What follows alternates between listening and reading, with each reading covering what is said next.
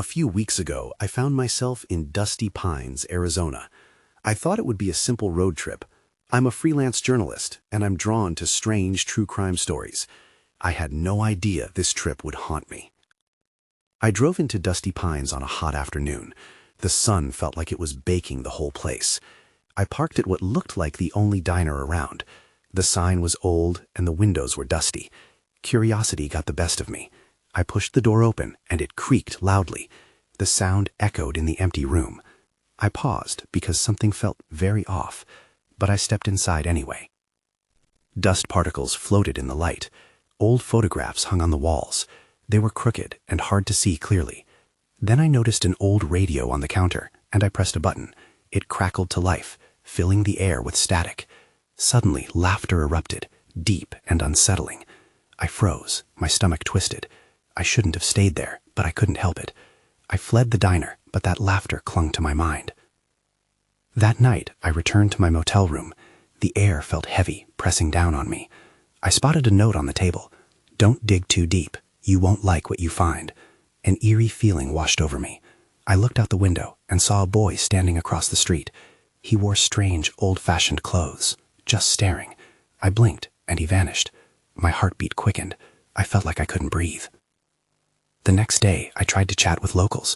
They were friendly enough, but avoided my gaze, shifting uncomfortably with every question I asked. They warned me to stay away from certain places in town. My skin crawled, and I didn't understand what they feared. I found more notes in my room later. "Leave it alone. You don't belong here."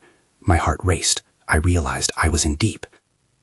That evening, I decided to explore again.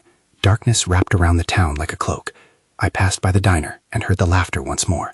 It felt like a whisper, pulling me closer. My skin tingled. I thought I saw the boy again, looking around the corner. I decided to follow the sound, feeling drawn in, but a chill ran down my spine. Something inside told me to stop. Then I saw him. The boy stood in front of me, staring with sad eyes. I could barely breathe. "Why are you here?" I finally managed to ask. He didn't answer, just turned and disappeared into the dark. I stood there, frozen. I was digging too deep, and I knew it. When I walked back to my room, my heart raced faster. Why was I so curious about a town that wanted to be forgotten? I thought I was tough, but maybe I was wrong. I thought I could leave with a story, but I realized now that Dusty Pines hid things too terrible to uncover. As I drove away, dread settled in my chest. What had I stumbled upon? The road stretched ahead, but I knew I couldn't escape what I had found there. Dusty Pines still haunted me, and I could feel its shadows lurking just behind me. The next morning, I woke up with a sense of dread lingering in the pit of my stomach. I had to get out of Dusty Pines, but curiosity pulled at me like a heavy anchor. As I lay in bed, I recalled the notes in my room, each one a warning. But what was I so desperate to uncover? I grabbed my notebook and decided I would take one last walk around town before I left. After breakfast, I ventured out. The sun was blaring down, but a cool breeze chilled my skin. It felt unnatural for the desert. I flipped through my notes and noticed an old address scribbled on one of them, the old library. It was the only place I hadn't explored, and I felt the need to check it out. Maybe it would hold the answers I so desperately sought. The library stood at the edge of town, half hidden behind overgrown weeds. The sign creaked as I pushed the door open. Dust coated every surface, and the air felt stagnant. Rows of books lined the shelves, but there was an unsettling silence. It was as if the books themselves were holding their breath. I moved cautiously, glancing at the titles. They were mostly forgotten stories, many from decades ago. One title caught my eye, "The Vanishing of Dusty Pines." My heart raced. I pulled it off the shelf and flipped through the yellowed pages. The story detailed mysterious disappearances in the town over the years. Each account ended with the same warning: leave before it's too late. Suddenly, the air shifted. A noise came from the back of the library, creaking floorboards. My chest tightened. I called out, "Hello? Is anyone there?" No response. The silence felt heavy, smothering. I turned to leave, but something caught my eye. A scrap of paper was taped to the back of the checkout desk. I walked over and peeled it off. "Watch the shadows," it read. My heart raced again. Why was this here? More warnings. Just then, a cold breeze swept through the library. I shivered, and for a moment I swear I saw a figure flicker in the corner of my eye, something small and pale. I spun around, but there was nothing there. Trembling, I backed away, glancing nervously at the shelves. That's when I heard it. Laughter. The same unsettling laughter from the diner. It echoed through the aisles, growing louder. I bolted for the door, but as I reached for the handle, it slammed shut. My heart dropped. I turned to see the boy from before, standing in front of me. His eyes were hollow, and he pointed toward the darkened back of the library. I wanted to scream, to run, but I couldn't move. The laughter grew louder, surrounding me. Panic surged, and I finally found the strength to force the door open. I burst outside, gulping in the fresh air. As I stumbled back to my car, I felt the boy's gaze on me. I caught a glimpse of him standing on the steps of the library, a sad smile on his lips. I couldn't shake the feeling that I was intruding on something I didn't understand. What did he want, and why was he still tied to this place? The shadows of Dusty Pines were closing in, and I was determined to find out the truth before it swallowed me whole. I leaned against my car, trying to catch my breath. The laughter echoed in my mind, mingling with the boy's hollow eyes. I had to get away, but my legs felt heavy, rooted to the ground. A part of me wanted to drive away, to escape Dusty Pines forever, but the other part screamed at me to go back. Something significant was waiting for me. With a deep breath, I decided to head to the diner. The welcoming smell of coffee mixed with the greasy scent of breakfast foods had always felt comforting. I parked and walked inside, my heart pounding as I scanned the room for familiar faces. Instead, I found only the owner, Mrs. McKinney, wiping down tables, her expression grim. "Are you okay, dear?" she asked, noticing my pale complexion. I nodded, but I wasn't convinced. "Have you ever heard of the old library? Anything strange about it?" Her expression darkened. "Strange? You mean beyond the fact that it's been closed for years? The past few folks to visit there, they haven't fared well." I leaned in closer, desperate for information. "What do you mean?" Mrs. McKinney hesitated, glancing around as if making sure no one else was listening. "There are stories, you know. Children gone missing, notes left behind. Some think the library is cursed." I shivered. "Cursed?" "Some say it's the boy," she continued, her voice barely above a whisper. "He's been seen around the town, asking for help, trying to keep others from making the same mistakes." I stiffened. That boy, with his hollow eyes and that desperate gesture, it was all connected. What happened to him? Lost in time, I suppose. Some say he's just a memory now, but he wants someone to listen. If you see him again, you be careful. I didn't respond. My mind was racing, piecing together the fragments of the past. I thought about the warnings, the laughter, and the desperation I felt in the library. What about the notes, the warnings? Mrs. McKinney frowned. They're meant to guide, or misdirect. You can never tell in Dusty Pines. I left the diner feeling more confused than before. As I stepped outside, the weight of the sun was both comforting and suffocating. I wanted to go back home, but the urge to discover the truth pulsed within me like a drum. I grabbed my notebook and jotted down everything I knew. Then I hitched my bag over my shoulder and began to walk back toward the library. This wasn't just a mystery anymore. It was a challenge. As I drew closer, the air thickened, tinged with an unsettling energy. I forced the door open again, steeling myself. The inside felt heavier than before, shadows dancing along the walls. I could hear faint whispers this time, words curling around the titles on the shelves. That's when I saw it, a thin, flickering shadow darting between the stacks. The same figure I had glimpsed before, but now it was clearer, more defined. I stepped forward, trying to remain calm, calling out, "Hello? Are you—" Before I could finish, the lights in the library flickered and went out. Everything was plunged into darkness.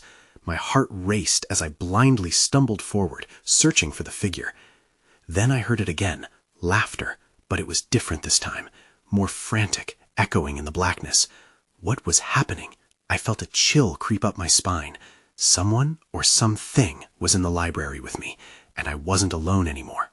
I fumbled through the darkness, my hands outstretched, feeling for the edge of the nearest bookshelf. The laughter surrounded me, bouncing off the walls, and I clamped my mouth shut to keep from calling out. My instincts told me to run, but I couldn't shake the pull to find the source of the laughter. Suddenly, the faint glow of a light illuminated the far corner of the room. It flickered like a solitary beacon. With cautious steps, I moved toward it, my breath held tight in my chest. As I approached, the light pulsed like a heartbeat, revealing glimpses of dusty books and cobwebbed corners.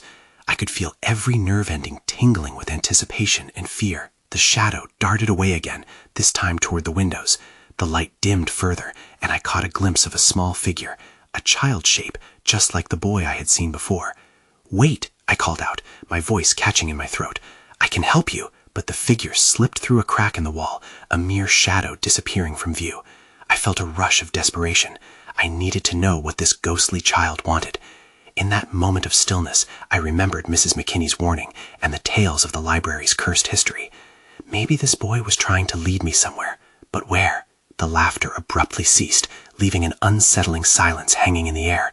I chanced to glance around the library, feeling increasingly uneasy.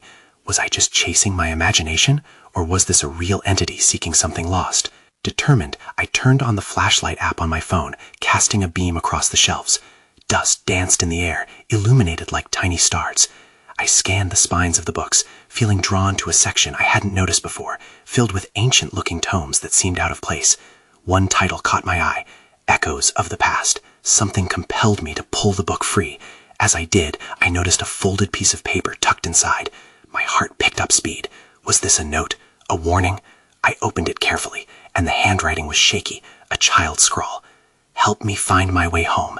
There are secrets behind the door. They won't let me leave. An icy breath of fear slithered down my spine. I looked up, scanning the shadows once more. Behind the door, I whispered to myself. The mention of a door sent a wave of dread over me. There were only 2 doors in the library, the entrance I had come through and a door labeled staff only at the back. I moved quickly toward that door, my pulse thrumming in my ears. I reached for the handle, hesitating just for a moment. If this was a trap, then was I really ready to find out what lay behind it? But if there was a chance to help that boy, I couldn't back away now. With a twist of the handle, the door creaked open, revealing a narrow hallway dimly lit by a flickering bulb. I stepped inside, the air thick with anticipation, and that's when I heard it again, the laughter. Only this time, it was accompanied by a haunting whisper. Come play with me. I swallowed hard, my heartbeat pounding in my throat as I took a step further into the darkness. What had I just gotten myself into? The hallway stretched ahead, shadows clinging to the walls like a dense fog. The whisper rolled over me, playful yet menacing, as if it were daring me to keep walking. I gripped my phone tighter, the light spilling weakly into the gloom. Each footfall felt heavier, the laughter echoing in the back of my mind. As I ventured further, I noticed the walls were lined with framed photographs, images of people I didn't recognize. The expression on their faces was unnervingly solemn, almost as if they were aware of some unseen horror that lay within these walls. I paused, my eyes scanning for any hint of the child. Was he one of them? Was I staring at a wall of souls trapped in this library? A flicker caught my attention, and I turned toward a dim room at the end of the hallway. The door was ajar, stained glass panels casting muted colors across the floor. The laughter became louder, almost giddy, as if the boy was waiting there, expecting me to join him. I approached, every instinct screaming for me to turn back. Pushing the door open, I stepped inside. The room was cluttered with books and old furniture covered in white sheets. It smelled musty, like forgotten memories. There, in the center, was a dusty table with a small wooden box verged atop it. Come play with me, the voice cooed again, more insistent now. I moved closer, drawn to the box. The urge to open it was overwhelming. What could it hold? I looked around, half expecting the boy to suddenly appear, grinning with excitement. Instead, a chill ran through the air, snuffing out my curiosity. My fingers trembled as I reached for the lid. Whatever was inside could explain his presence, or maybe it was a trick to lead me into some deeper darkness. As I lifted the lid, I was met with a collection of trinkets, broken toys, a faded picture of a boy holding a red balloon, and a small dusty compass. Then I noticed a small piece of paper beneath the trinkets. Heart racing, I pulled it out. The handwriting was familiar, shaky and childlike. Find me, I am lost. As I read the note, the air grew heavy. The silence was soon broken by a loud crash behind me. Startled, I spun around, the light from my phone flickering wildly. The door had slammed shut on its own. Panic shot through me. I rushed back to the door, pounding on it in vain. "Let me out, please!" I shouted. But the laughter grew louder, the boy's voice intertwining with an otherworldly chorus. That's when a face appeared in the glass panel of the door, pale, wide-eyed, and hollow. The boy, or something that looked like him, pressed his small hands against the glass, grinning widely, a vortex of darkness swirling behind him. I stumbled back, heart racing. I could either confront this entity or find a way to escape. But what did any of this mean? I didn't know if I could trust him. With no choice but to face whatever waited in the shadows, I took a deep breath and stepped back toward the darkened corners of the room, ready to uncover the truth behind the boy's plea. My heart thundered in my chest as I stood frozen in the center of the cluttered room. The boy's face was etched into my mind, a mix of innocence and something far more sinister. I could still hear the laughter echoing around me like a distant memory. The shadows shifted, creeping closer. I needed to find a way out, but curiosity gnawed at me. The small wooden box still sat before me, holding its secrets within. Maybe it contained clues. I stole another glance at the trinkets. The faded picture with the boy and his red balloon caught my attention once more. It was so vivid, almost like it wanted to pull me in. As I reached out, I noticed something behind the compass that hadn't caught my eye before, a small latch. Hesitation gripped me. What was hidden there? I felt an urge to open it, but the laughter seemed to swell, reverberating around the room, mingling with the weight of the unopened latch. I swallowed hard and unlatched it. The lid creaked open, and my breath caught. Inside lay a small folded map, the parchment brittle and yellowed with age. It showed a layout of the library, but some areas were marked in red ink, with scribbled notes in the corners. Where it all began, one note read. My stomach twisted at the thought of what that could mean. Just then, a flicker of light caught my peripheral vision. I turned, and to my horror, the boy's figure materialized in the shadows. He stood there, grinning, his hollow eyes drawing me in. "Did you find it?" he asked, his voice echoing, almost mixed with the pandemonium swirling around me. "Find what?" I stuttered, the edge of fear cutting through my voice. "The way to play," he whispered, his smile widening, as if he understood something I didn't. The air thickened, trapping me in the room. I stumbled back, my fingers still gripping the map, the small box slipping from my grasp and clattering to the floor. The boy's laugh turned sinister, echoing in the confines of my mind. "You can't leave," he taunted. "Not yet." In that moment, I realized the photographs on the wall, the solemn faces. They must have all played with him. I was about to become another part of this twisted game. I had to act. My body moved on reflex, and I dashed toward the nearest window, desperate for an escape. It was painted shut, and as I pounded against it, the boy's laughter crescendoed. I could feel the air shift. Cold fingers grazed my neck, sending chills racing down my spine. That's when I felt it, something creeping up from behind. I dropped the map and spun around, facing the boy once more. But he wasn't alone. 6 shadowy figures appeared beside him, their faces obscured, all of them watching me with those same haunting, hollow eyes. In that moment, I knew I was trapped in a nightmare. The whispers grew louder, moving in a rhythm of their own. The room felt like it was closing in. My mind battled between fight or flight. I had to remember the map. Then, everything went dark. I woke up on the floor, my head spinning. A dull light flickered overhead, casting long shadows across the room. The laughter was gone, replaced by an unsettling silence. My body ached, as if I had been tossed around in a storm. I pushed myself up, glancing around for the boy or the dark figures. They were gone. Panic washed over me. I scrambled to my feet and reached for the map. It was still there, lying on the floor where I dropped it. With shaky hands, I picked it up, trying to steady my breath. The map felt wrong.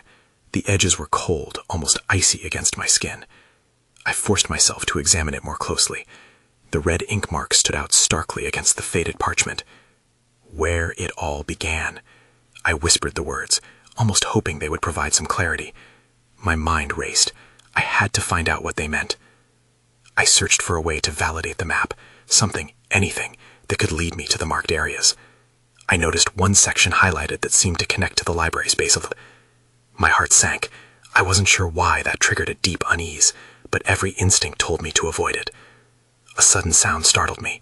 A soft scraping noise came from the corner of the room. I turned, and my heart dropped. There, just at the edge of the dim light, was a doll.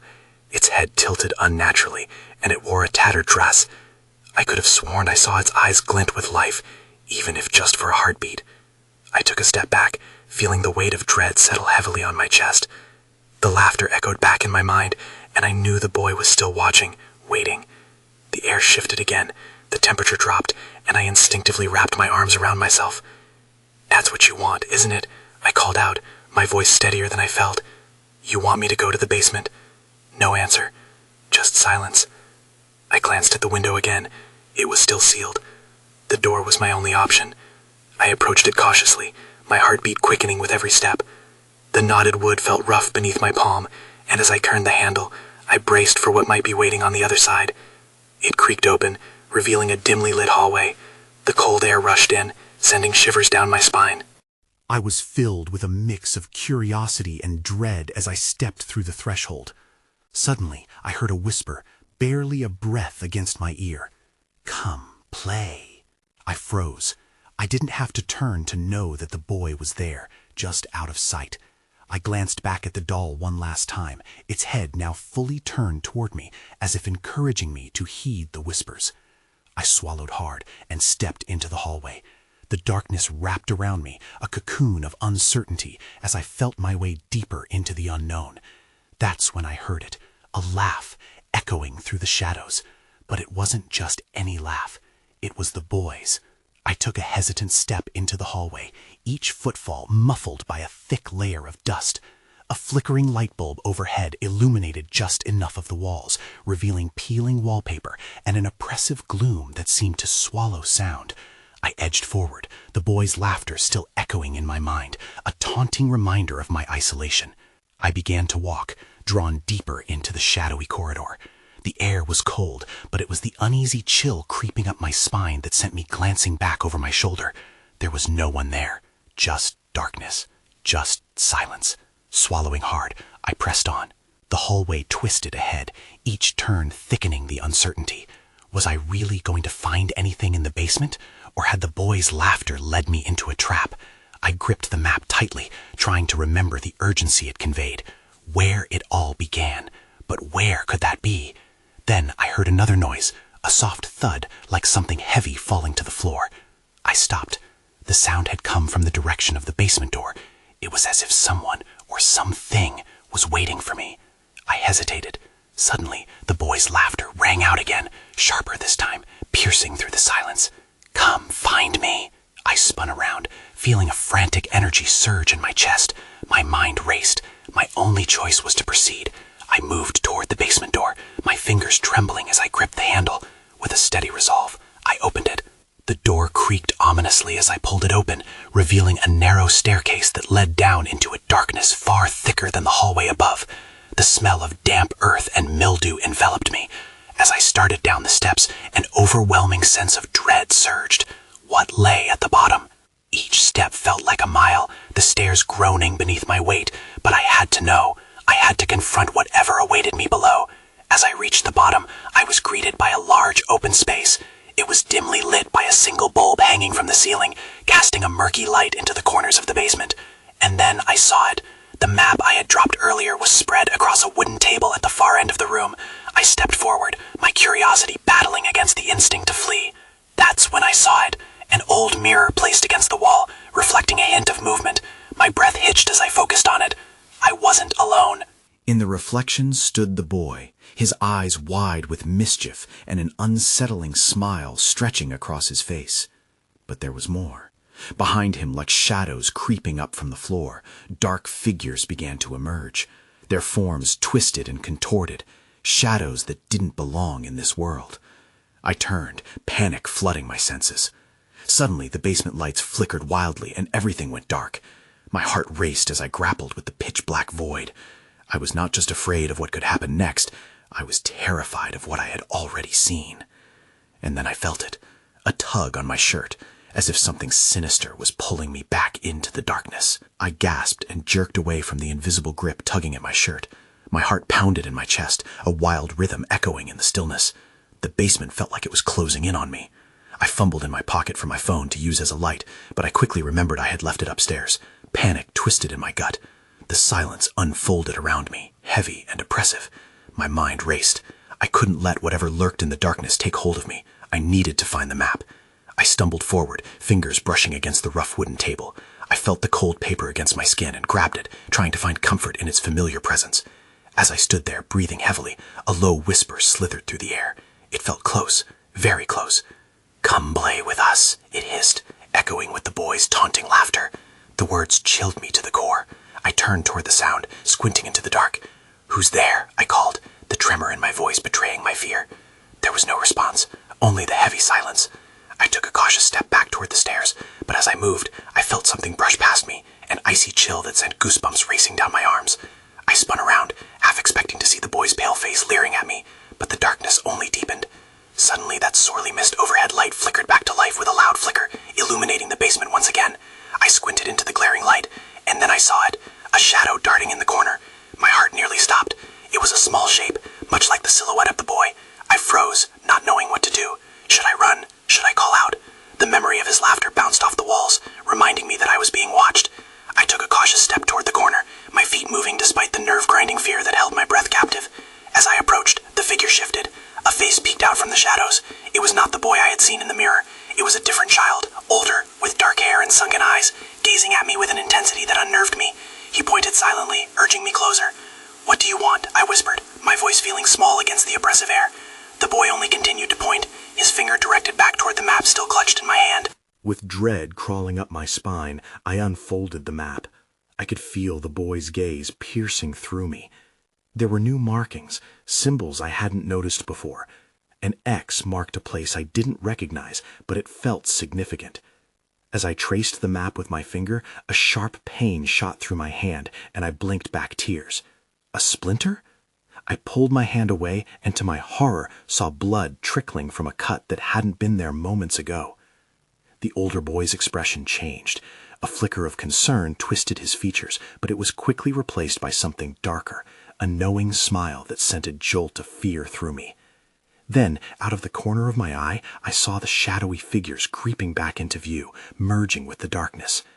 "Get out!" I screamed, the urgency swelling in my chest. In that instant, I turned and bolted for the stairs. The sound of crumbling footsteps, laughter echoing in my ears, surged behind me like a tidal wave, pushing me forward. I had to get out before it was too late. As I reached the top of the stairs, I dared to glance back. The basement flickered in and out of view, the boy's laughter fading into echoes. But on the map, something shifted, as if it was alive. I stumbled backwards into the hallway, unsure of where to go, but I knew I was still not alone. What else awaited me in this house? The flickering shadows danced just beyond my line of sight, and one question gnawed at my thoughts. Where did it all really begin? I burst through the door, gasping for air as the coolness of the hallway enveloped me, a stark contrast to the oppressive heat of the basement. My pulse thundered in my ears as I reached the front door. My fingers gripped the handle, but it wouldn't budge. Panic flared again. "No!" I yelled, rattling it, but the door remained obstinate. Behind me, the whispers grew louder, almost as if the shadows themselves were laughing at my plight. Suddenly, the boy's laugh reverberated once more, not as playful as before, but laden with malice. "You can't leave," he chimed, a haunting melody that twisted through my very soul. I whirled around, scanning the darkened corners of the room. The shelves loomed like giant sentinels, the books now appearing to watch me. The older boy from before appeared at the end of the aisle, eyes pleading yet warning. "I'm sorry," I cried, moving toward him instinctively, my heart aching with urgency. "You need to help me." He stepped back, shaking his head, silently communicating his own fear. "The door," he mouthed, but he wasn't looking at me. He was staring at the shadows creeping closer, a wary youth caught between two worlds. I felt the weight of despair settle into my chest. Without a thought, I turned back to the door, gripping the handle, willing it to open. It rattled once more before finally giving way, and I tumbled outside into the muted sunlight, heart racing. I didn't stop running until I reached my car. I pulled the door open, adrenaline coursing through me as I clambered inside. My hands shook as I fumbled with the keys, and a moment later, the engine roared to life.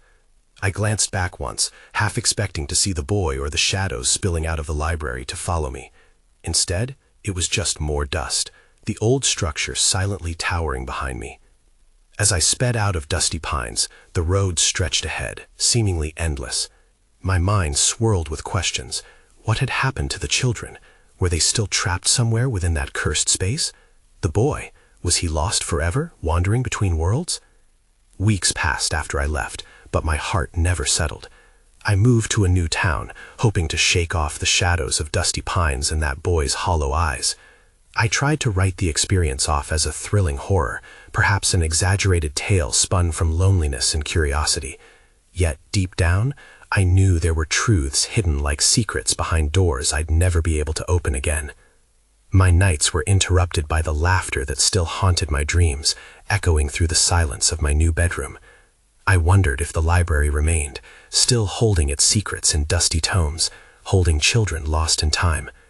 I never sought answers in a newspaper or online. Part of me feared what I might uncover. Sometimes, when I looked into the mirror, I expected to see the boy watching me, asking silently, "Did you forget?" But all I saw was my own reflection gazing back, haunted but resolute. Years later, on a restless night, I'd find myself staring blankly into space, wondering what had really happened within those walls. Had the boy been a ghost, or was he a child still living in a twisted reality? Did he really want to play, or was he warning me of a fate I narrowly escaped? And did I truly escape at all? As I buried myself in my work, I couldn't shake the feeling that in some way, he was still there, behind every thought, swirling in the dust of dusty pines, patiently waiting for someone to discover his lost story.